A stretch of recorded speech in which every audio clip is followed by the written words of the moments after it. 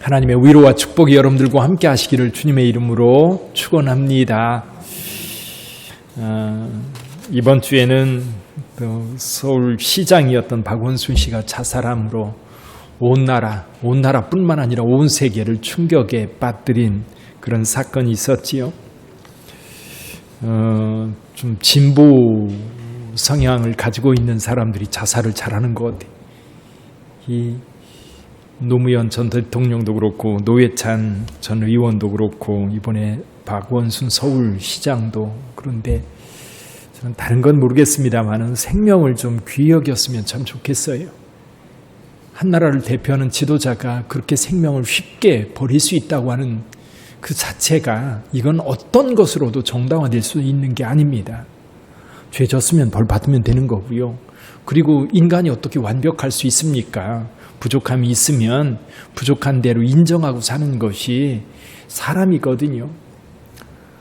그래서 기독교적 가치가 여러분 세상의 생명을 살릴 뿐만 아니라 생명 존중의 삶이 되는 겁니다. 여러분 기독교적 가치가 없이 세상적으로 가난한 자들을 위해서 소외된 자들을 위해서 아무리 일을 하고 노력을 해도 결국 가장 기본적인 생명 존중의 가치가 없으면 여러분 위선에 빠질 수밖에 없는 것 같아요. 이번 일로 인하여 물론 여러 사람들이 다양한 입장을 가지고 있을지 모르지만 적어도 한 나라를 대표하는 정치 지도자가 그렇게 쉽게 생명을 끊는 그런 일들이 비일비재한 우리 사회가 참 걱정입니다. 이게 건강하지 못해서 그래요. 그래서 적어도 저와 여러분들은 생명이 귀한 것을 알고 그 생명의 귀함이 가장 우선시되는 그런 삶을 살아야 되리라고 봅니다. 그 핵심에 오늘 복음의 씨앗이 있습니다.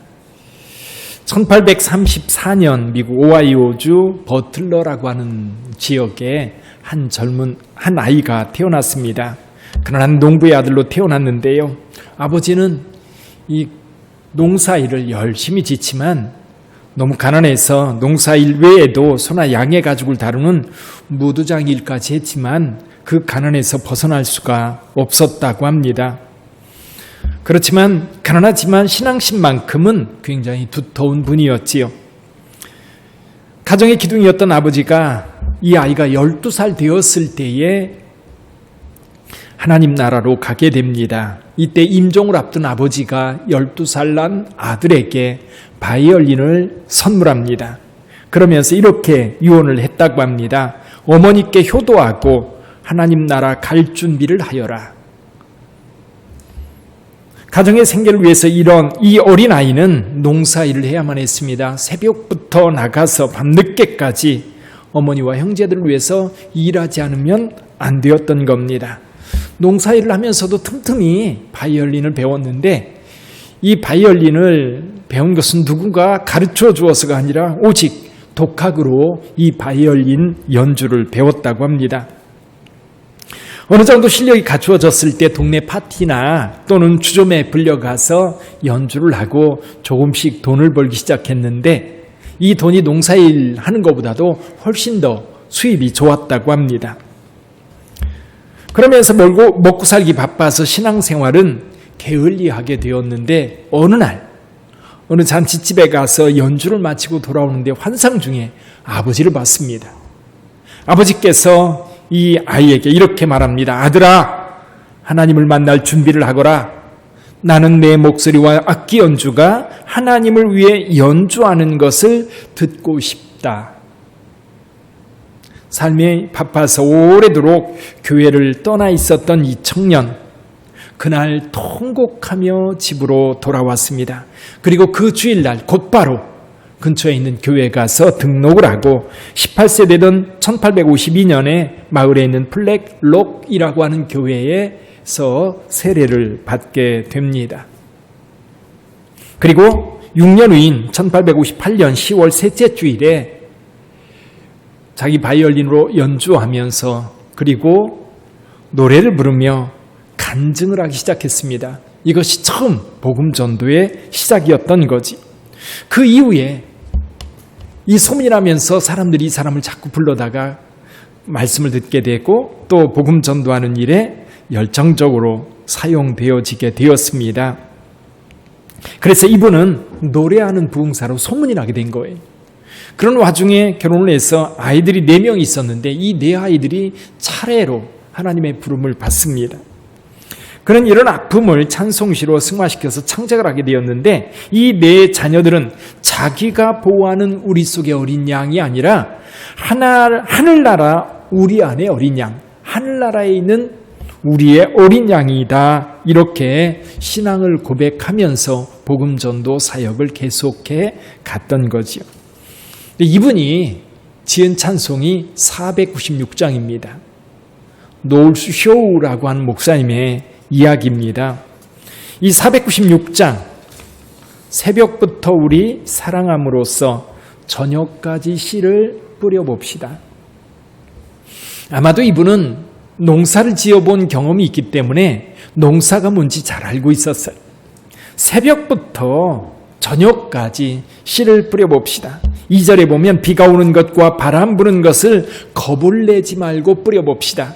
3절에 보면 씨를 뿌릴 때에 나지 아니할까 염려하며 심히 애탈지라도 나중 예수께서 칭찬하시리니 기쁨으로 단을 거두리로다. 씨 뿌리는 이 비유를 생각나게 하는 바로 그 찬송이죠. 오늘 본문의 말씀도 예수님께서 씨 뿌리는 비유를 통해서 우리에게 말씀해주고 있는데 아마 노을쇼 목사님은 이 복음전도 사역이 예수께서 말씀하셨던 이 비유와 딱 들어맞는 사역이라고 봤던 겁니다. 자, 오늘 본문의 말씀을 한번 볼까요? 예수님께서 바닷가로 나가셨습니다. 그때 많은 사람들이 예수께로 모여들었습니다. 예수님 배에 앉아서 사람들을 가르칩니다. 사람들은 해변에 쭉 서 있는데 그들에게 오늘 비유 7가지를 말씀하시는데 그 중에 첫 번째 비유, 씨 뿌리는 비유예요. 자, 농부가 나가서 씨를 뿌립니다. 이 농부가 나가서 씨를 뿌리는 이 상황은 보리나 밀을 뿌리는 것과 아주 잘 맞습니다. 우리는 벼농사를 주로 짓다 보니까 벼농사는 여기 씨 뿌리는 비유에 맞지 않아요. 벼농사는 모판을 만들어서 거기에 씨를 뿌려서 다 나면 옮겨 심는 거지요. 옮겨 심어서 여름 동안 자라서 가을에 수확을 한다면 이 보리나 밀은 가을에 심어요. 가을에 밭에 그냥 뿌립니다. 뿌리면 이 씨들이 여러 곳에 떨어져요. 다양하게 떨어져요. 저는 이 비유를 처음 생각할 때 이런 생각을 했어요. 농부가 왜 길가에 씨를 뿌릴까? 길가 그러면 가장 생각나는 게 뭐예요? 아스팔트 위에 씨가 뿌려지면 우리 동네 비둘기들이 와서 다 먹어버릴 거예요. 그렇죠? 또 돌짝밭에 왜 뿌려요? 돌 다 골라내고 뿌리지. 가시덤불에는 왜 뿌려요? 걷어내고 옥토를 만들어서 뿌리든지 하지. 근데 사실은 팔레스타인 지역에 이 밀이나 보리를 심을 때 아주 흡사한 이 상황이 농부가 씨를 뿌립니다. 그러면 씨가 다양한 곳에 떨어져요. 길가에도 떨어지고 돌짝밭에 떨어지고 가시덤불에도 떨어집니다. 근데 이 길가에 떨어진 씨는 딱딱한 땅에 떨어진 거기 때문에요. 씨가 흙에 묻히지를 않아요. 뿌리를 내릴 수가 없어요. 그러면 새들이 와서 먹어버린다고 말씀하고 있습니다. 어떤 씨는 돌밭에 떨어졌습니다. 돌 위에 얕게 흙이 있어서 뿌리는 내리지만 해가 돋으면 금방 말라버린다고 말씀합니다. 어떤 씨는 가시떨기에 떨어져서 싹이 나지만 자라는 동안 계속해서 이 가시 때문에 이 가시가 기운을 막아서 결국 결실하지 못합니다. 그러나 좋은 땅에 떨어진 씨는요 100배, 60배, 30배의 결실을 맺는다고 주님께서 말씀하고 계세요. 근데 이 비유에 대해서요 19절로 23절에서 해석해 주고 계세요. 한번 볼까요? 19절을 한번 보죠. 19절 같이 한번 읽어봅니다. 아무나 천국 말씀을 듣고 깨닫지 못할 때는 악한 자가 와서 그 마음에 뿌려진 것을 빼앗나니 이는 곧 길가에 뿌려진 자요. 여기 씨는 어떤 씨입니까? 씨는 천국 복음이에요. 천국 말씀이라고 되어 있습니다. 자, 천국 복음이 이제 씨가 되어서 뿌려지는데 어디에 뿌려지느냐 하면 사람들의 심령 속에 뿌려지는 것. 여러분들도 지금 제 설교를 듣고 있습니다. 지금 복음의 씨앗이 여러분들에게 전달되고 있는 거예요. 전해지고 있는 거예요. 그런데 이 받는 사람들의 마음밭이 각기 다르다는 거지. 그 중에 하나는 듣긴 듣는데 여러분 마음속에 받아들이지를 않는 거예요. 예전에 어린이 전도하는 분들이 그런 얘기를 하더라고요. 어린이들은요 설교를 들으면서 장난치고 떠들고 막 그럽니다. 근데 어른들은요 목사님을 똑바로 보고 있대요. 근데 아이들은 설교를 다 들었는데 어른들은 분명히 목사님 얼굴을 뚫어지게 보고 있는데 이 말씀이 마음속에 있어요 없어요? 여러분들 말고 딴 교회에서 그런가 봐요. 분명히 듣는 것 같은데 하나도 이 마음속에 남아있지 않다고. 근데 어린아이들은 장난치고 떠들고 그러는데 들을 거 다 듣는데 어쨌거나 길가에 떨어졌다라고 하는 것은 이 씨가 마음에 심겨지지 않는 겁니다. 두 번째 씨 볼까요? 20절 21절입니다.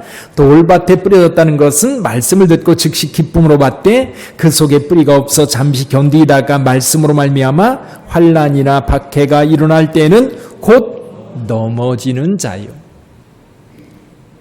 아멘으로 받습니다. 분명히 복음의 씨앗이 떨어지면 믿음으로 받아들여요. 아, 교회 다녀야지, 예수 믿어야지 결단합니다. 결심하고 몇 주 나옵니다. 그런데 주변에서 교회 다니는 것 때문에 이러쿵저러쿵 이야기가 나오거나 또 시험에 들은 사건이 있으면 딱 접습니다.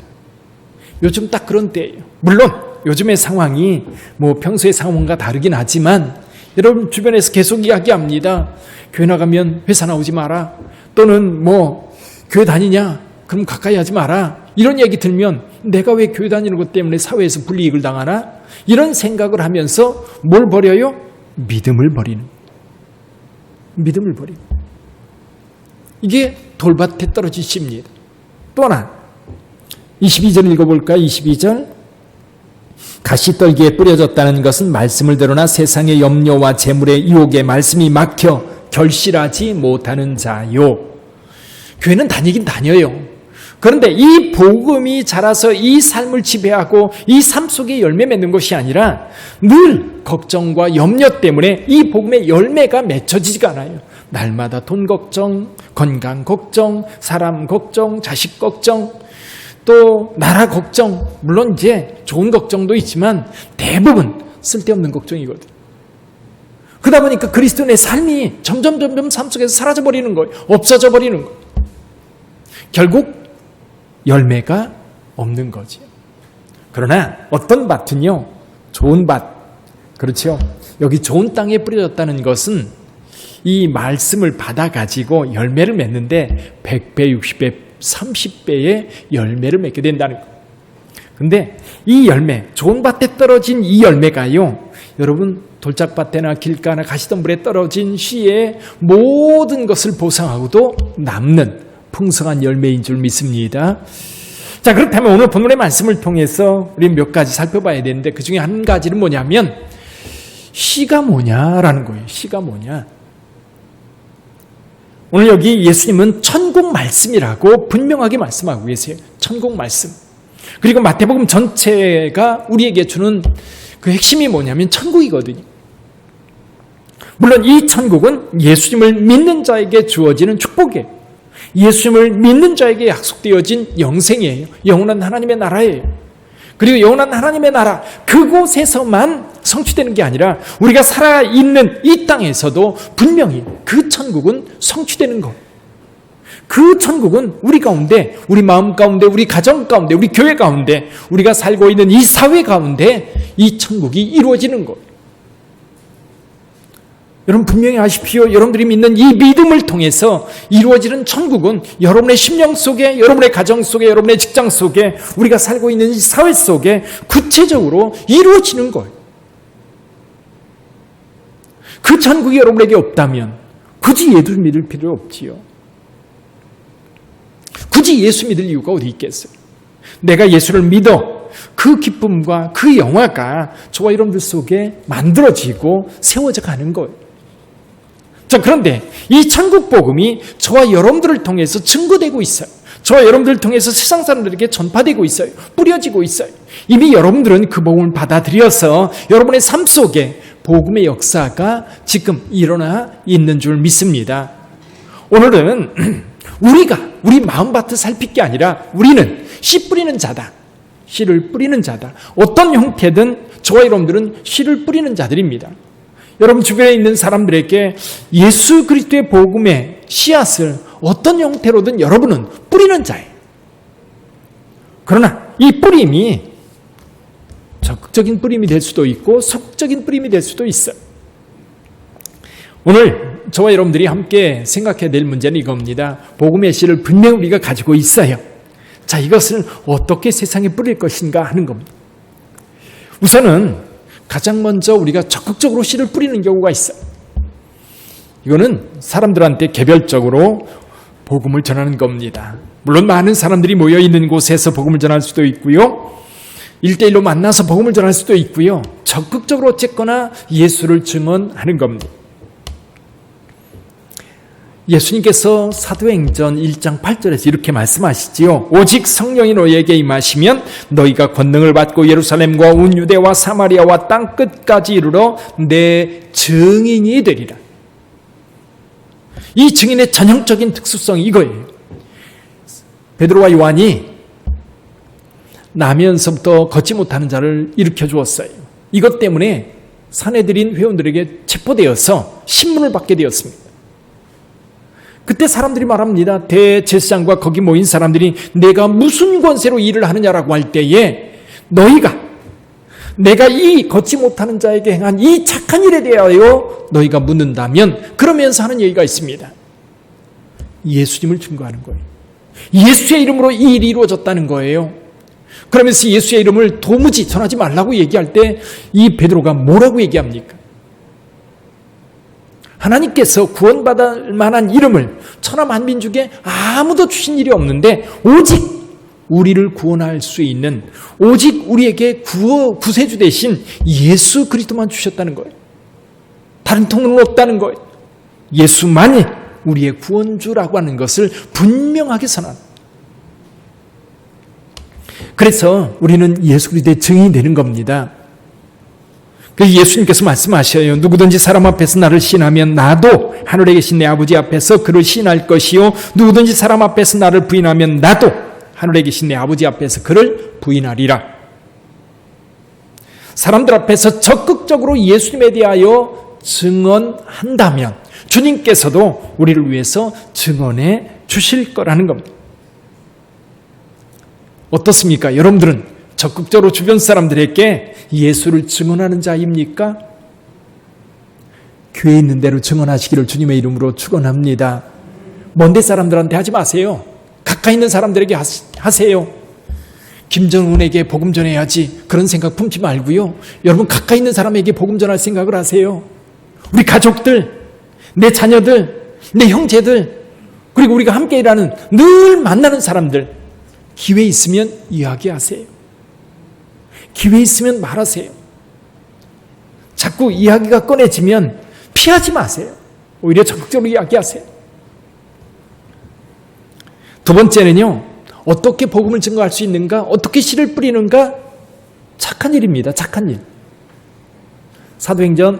마태복음 5장 13절로 16절 말씀 한번 볼까요? 같이 한번 읽어보죠. 13절 같이 읽어봅니다.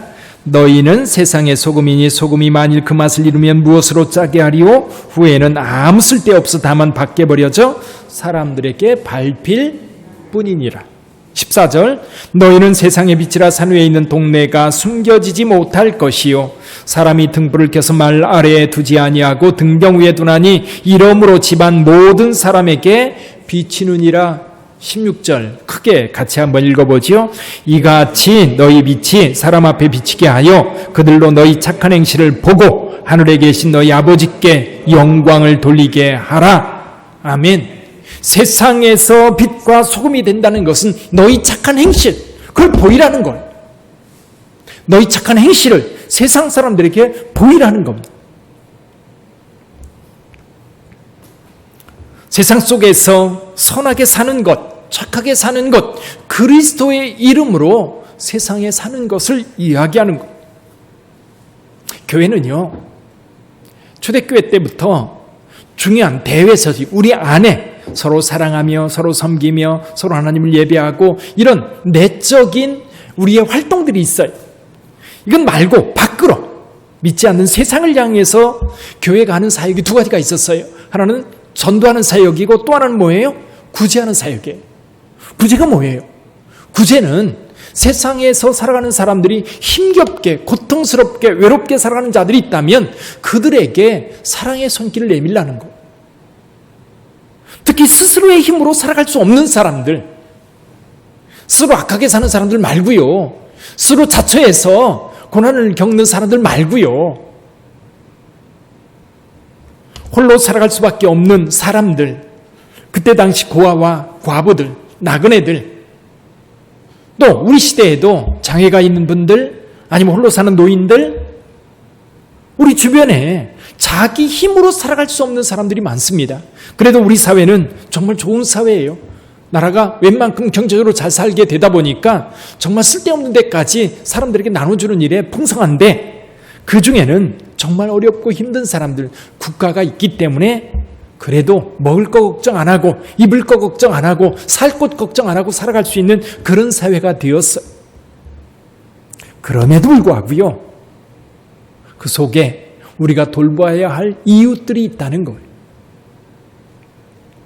교회가 부흥할 때는요, 교회가 건강할 때는요, 늘 교회가 사회적으로 이 일들을 감당해 왔어요.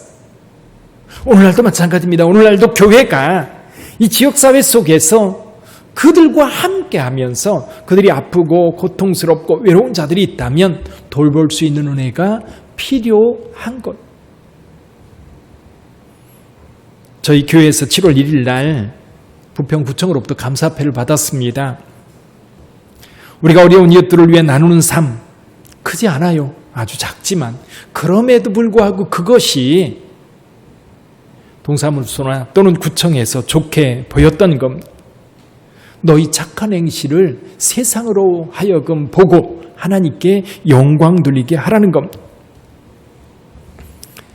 사도행전 9장에 보면 베드로가 욥바에 있을 때 루다라고 하는 지역에 사람들이 옵니다. 와서 말합니다. 다비다라고 하는 여제자가 죽었습니다. 빨리 오세요. 그래서 베드로가 따라갔습니다. 따라서 봤더니 거기에 모인 많은 여성들이 울면서 이렇게 말합니다. 자기 옷을 보이는데 겉옷과 속옷을 보이면서 말합니다. 다 다비다가 지어줬다는 것. 입을 것이 없는 그들에게 다비다가 옷을 만들어 우리를 입혀줬다는 것. 이게 구제예요. 이게 착한 일이에요. 오늘날도 우리 교회가, 그리고 여러분들이 세상을 향해서 착한 일을 행할 때에 사람들은 보고 있는 겁니다. 여러분, 세상이 교회를 비난하는 것 같아도요, 여전히 세상은 교회를 주목하고 있는 거예요. 시선이 따가우세요? 거치장스러우세요? 아니에요. 세상은 기대하고 있기 때문에 보는 거예요.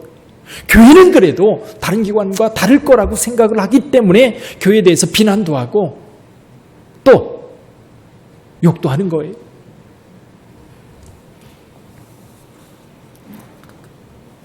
정세균 총리가 교회에 대해서 특별 명령을 내려가지고 기본 집회 이외에는 다 그 말하고, 이제 많은 분들이 그렇게 얘기를 하죠. 이분이 진짜 그리스도인인가? 또 한편으로 생각해보면 그런 생각도 들어요. 그리스도인이기 때문에 교회에 좀 더 좀 자제해달라고 이야기할 수 있는 것도 있겠다. 물론 교회들 가운데 지금 계속해서 문제가 되는 교회들 보면 느슨해진 거예요. 방역을 철저하게 하지 않고, 그리고 어떤 방역 수칙이라든지 이런 것들을 지키지 않고, 또 그런 거 별 상관없이 자기네들끼리 하다가 이제 감염되는 경우도 종종 있었던 겁니다. 사랑하는 성도 여러분, 그래요. 중요한 것은 그겁니다. 우리의 착한 행실이 세상에 전하는 천국 복음이라는 거예요. 이 메시지를 저와 여러분들이 전할 수 있어요. 여러분들의 가정에서도 여러분의 직장에서도 할 수 있어요.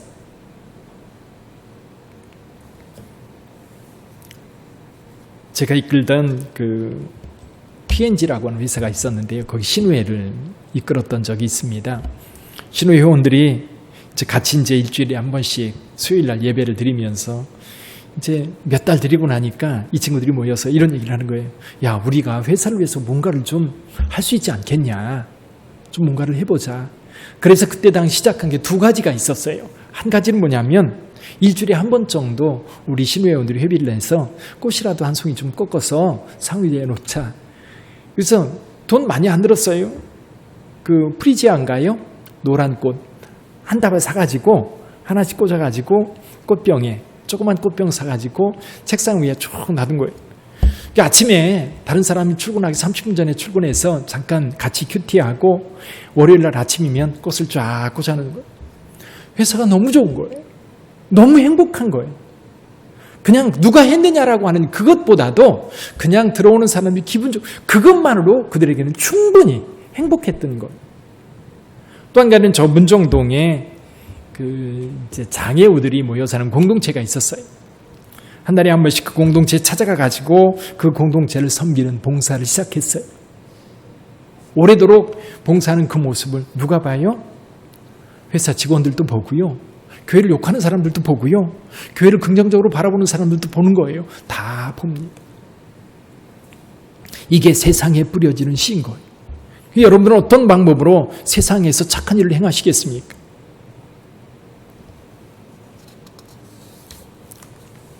임마누엘 칸트라고 하는 분이 그런 얘기를 해요.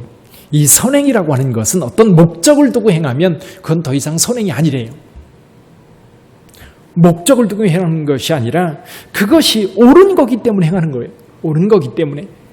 그럼 교회가 세상을 위해서 착한 일을 행하는 것은 세상에게 전도하려고 하는, 물론 목적이 숨겨져 있기도 하지만 실은 전도하려고 하는 목적이 앞으로 드러나면 그 다음부터는요 오히려 이것이 위선이 되는 경우가 참 많아요. 우리 교회가 지역사회를 위해서 계속해서 일을 할 수 있는 것도요 어떤 목적을 두고 하는 게 아니라 이것이 우리 교회가 해야 될 일이고 지역사회와 함께 해야 된다고 하는 교회의 존재 이유에 대해서 분명한 입장을 가지고 있기 때문에 계속하는 거예요. 여러분들 삶에도 착한 일은요 여러분이 착한 일이기 때문에 하는 거지 이것을 행함으로 인하여 내가 어떤 유익을 얻을까, 회사에서 내가 어떤 이득을 얻을까 그런 개념을 가지고 시작하면요 얼마 못 가서 못해. 우리 그리스도인들은 이것이 하나님께서 주신 우리가 해야 될 마땅한 일이기 때문에 행하는 거예요. 자, 첫 번째 적극적으로 예수 그리스도를 증언하는 겁니다. 두 번째는 뭐냐면 착한 행실을 통해서 세상에 복음의 씨를 뿌리는 겁니다. 세 번째가 있어요. 첫 번째도 어렵고 두 번째도 어렵다면 세 번째는 꼭 가시기를 바랍니다. 세 번째는 뭐냐면요 그리스도인으로 사는 거예요. 그리스도인 그것만으로도요 세상 충분히 변화시켜요. 이 땅에 있는 그리스도인들이 어디를 가든지 그리스도인으로 살아간다면 여러분의 주변에 있는 상황은 다 바뀌게 되어 있습니다. 이런 거예요.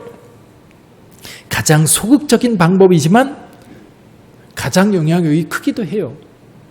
여러분 안에 예수 그리스도를 품고 사는 것. 예수 그리스도를 품고 살기 때문에 생명이 귀한 줄도 알고 예수 그리스도를 품고 살기 때문에 이웃의 형제들도 귀하다는 사실을 알고 예수 그리스도를 피하고 품고 살기 때문에 악을 행할 기회, 나쁜 짓 할 기회가 있을 때에도 여러분 그것을 마다하는 경우가 그리스도인의 삶인 것.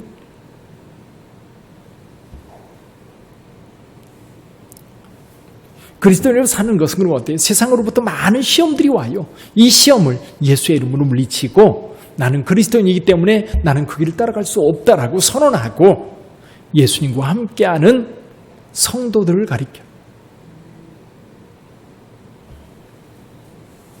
그래서요 향산종에서는 향내 난다면 예수 그리스도를 품고 살아가는 사람들에게는 향기가 나는 줄 믿습니다. 그래서 사도 바울이 고린도 후서에서 이렇게 말을 해요. 항상 우리를 그리스도 안에서 이기게 하시고 우리로 말미암아 각 처에서 그리스도를 아는 냄새를 나타내는 하나님께 감사하노라. 우리는 구원받는 자들에게는 많은 자들에게는 하나님 앞에서 그리스도의 향기다. 많은 자에게나 또 구원받는 자에게나 우리는 그리스도의 향기라는 거예요. 그러므로 저와 여러분들이 그리스도인으로 산다고 하는 것, 빛된 교회 성도로 산다고 하는 것, 여러분이 직분을 가지고 세상 속에 살아간다고 하는 것은 세상의 향기로 세상 사람들에게 은은하게 번져가는 거예요. 우리 빗딩교 성도들은 씨를 뿌리는 자인 줄 믿습니다. 어쨌거나 뿌리세요. 어떻게 뿌려요? 적극적으로 주변에 있는 사람들에게 예수 믿으라고 권할 수 있고요. 소극적으로 조용히 여러분들이 그리스도인으로서 주일 되면 예배 드리고 때가 되면 하나님 앞에 무릎 꿇고 기도하고 늘 하나님의 말씀 가까이 하면서 그리스도인이라면 마땅히 이렇게 살아야 된다고 확신하고 그 길을 간다면 여러분 주변은 그리스도의 향기로 아름다운 세상이 될 줄 믿습니다. 그런데요, 실망할 때도 있어요. 여러분이 뿌려진 씨가 길가에 떨어진 씨처럼 또 돌짝밭에 떨어진 씨처럼 그리고 가시떨기에 떨어진 씨처럼 아무 열매도 맺혀지지 않을 수 있어요. 그러나 낙심하지 마시기를 바랍니다. 나지 아니할까 슬퍼하며 심히 탈지라도 우리는 뿌려야 하는 거예요. 그러면 때가 되면 좋은 밭에서 60배, 100배 열매가 맺혀지는 줄 믿습니다. 오늘날 코로나 사태로 인하여 교회가 복음 전도하기가 정말 어려운 때입니다. 근데 이럴 때, 어려울 때일수록 오히려 교회는 여러분 세상 사람들에게 소망이 될 수 있어요. 그리고 세상 사람들이 어디로 갈까? 어떻게 해야 될까 방황할 때에 여기에 길이 있다라고, 예수의 길이 바로 우리가 갈 길이라고 분명하게 제시할 수 있어야 되는 거예요. 내가 그렇게 살아가는 거예요. 그러면서 나처럼 살라고 말씀할 수 있어야 돼요. 아마도 점점 더 어려워질 것. 그런데 여러분 그리스도인답게 살아가는 사람들, 그리스도의 향기가 되는 사람들은 오히려 세상 속에서 더 큰 영향력을 미치게 될 거예요. 여러분 복음 전도하기 쉬운 때가 언제가 있었어요? 복음 전하기 쉬운 때는 없었어요. 교회는 늘 박해를 받았고요. 박해받지 않았던 때는요, 타락하는 것. 박해받지 않았던 때는 교회가요, 타락하고 범죄하고 악을 행하던 시기였어요. 오히려 박해받을 때에, 오히려 교회가 세상으로부터 몰릴 때에 그리스도인답게 살고, 그리고 세상에 이것이 생명을 귀히 여기는 것이고 이 길로 가야만 산다고 하는 것을 분명하게 보여줄 수 있는 때에 저와 여러분들이 살고 있는 것. 우리 빗땡교회 성도 여러분, 우리는 씨를 뿌리는 자입니다. 오늘도 낙심하지 말고 씨를 뿌리는 저와 여러분들이 되기를 주님의 이름으로 축원합니다. 기도하겠습니다.